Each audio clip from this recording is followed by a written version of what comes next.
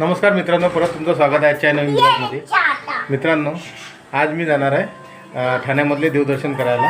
आज नवीन वर्ष आहे, त्यामुळे मित्रांनो, नवीन वर्षांच्या तुम्हाला हार्दिक शुभेच्छा. मित्रांनो, आजचा ब्लॉग आहे ना खूप इंटरेस्टिंग होणार आहे. तर हा ब्लॉग आहे ना तुम्ही शेवटपर्यंत बघा. हे बघा मित्रांनो. तर मित्रांनो, आपण आहे ना आपली रिक्षा पार्किंगला लावली आहे. आता आपण चाललो मंदिरात. सर्वात पहिले स्वामी समर्थांच्या मंदिरामध्ये चाललो, मठामध्ये. तिथली आज नवीन वर्षाची काय परिस्थिती आहे हे तुम्हाला मी ते दाखवणार आहे. चला मग भेटूया मंदिरात.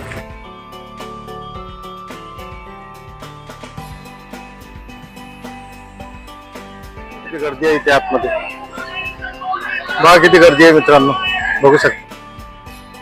हे बघा मित्रांनो, दर्शनाची लाईन, किती मोठी लाईन लागली आहे दर्शनासाठी.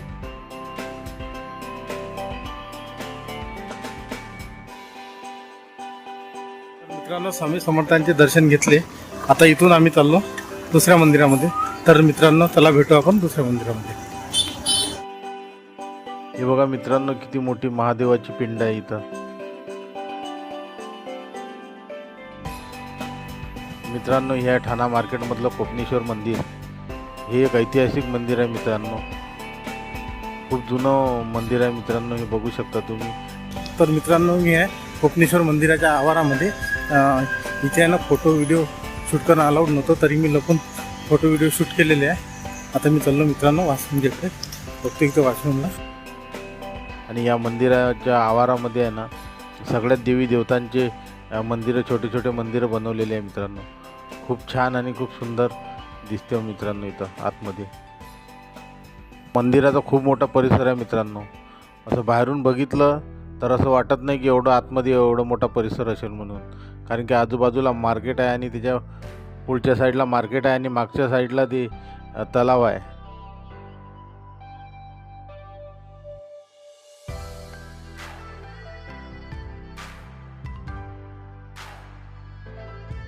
तर मित्रांनो, आम्ही कोपनेश्वर मंदिरातून आलो आणि रस्त्यामध्ये आम्हाला गजानन महाराजचं मंदिर पण भेटलं, तिथले पण दर्शन घेतले.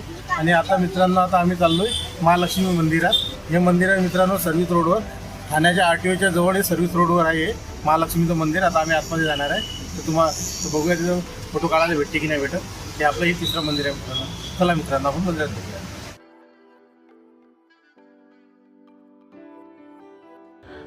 आणि मित्रांनो, हे आहे लुईसवाडीतलं महाकाली मंदिर.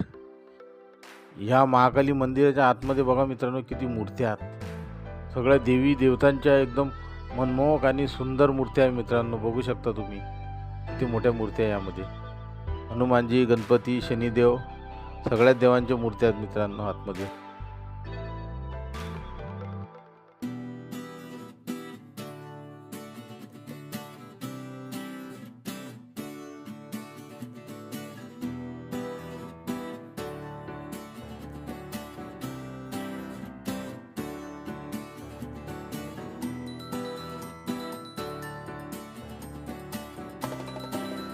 हे आहे मित्रांनो तुळजाभवानी मंदिर, ठाण्यामध्ये 5 पकाडी इथे. बघा मित्रांनो किती गर्दी आहे इथे नवीन वर्षानिमित्तानं.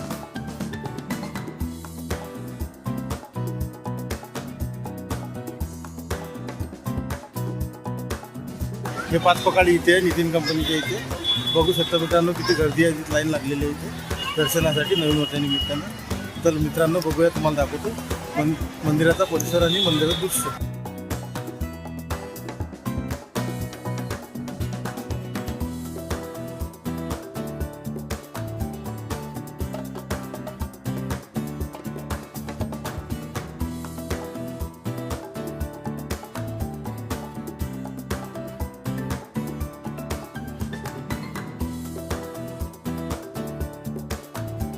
तर मित्रांनो, महालक्ष्मीचे दर्शन घेतले आणि अयप्पाचे पण दर्शन घेतले. आता चाललो मित्रांनो साईबाबा मंदिरात. चला मित्रांनो, आपण भेटूया साईबाबा मंदिरात.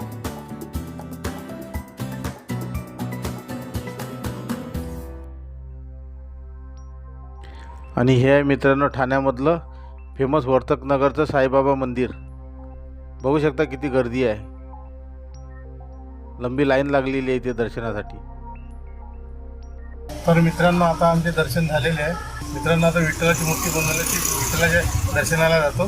तर भेटूया मित्रांनो आपण पुढे. तर मित्रांनो, आता आलो आम्ही विठ्ठलाच्या दर्शनासाठी उपवनला. तर चला मित्रांनो दर्शन करूया.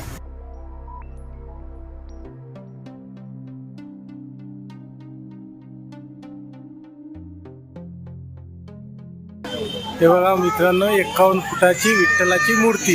हे बघा,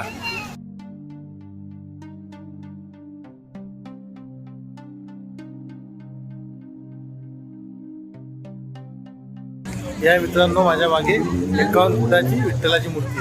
मित्रांनो ह्या उपवन तलावाला बघा किती सुंदर वातावरण आहे, शांतिमय आणि भक्तिमय.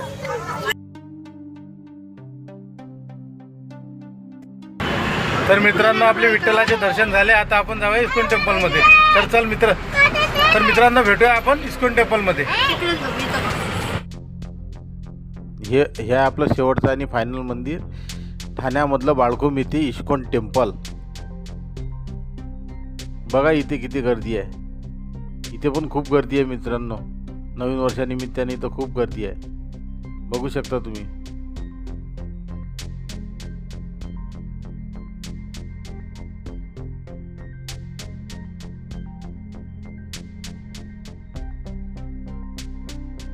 आणि हे बघा मित्रांनो मंदिराच्या गाभाऱ्यामध्ये किती गर्दी आहे.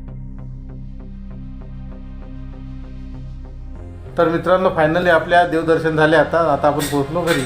तर मित्रांनो जर तुम्हाला आजचा व्हिडिओ आवडला तर व्हिडिओला लाईक आणि चॅनलला सबस्क्राईब करायला विसरू नका. तर भेटूया आपण पुढच्या ब्लॉगमध्ये. तोपर्यंत हॅपी न्यू इयर.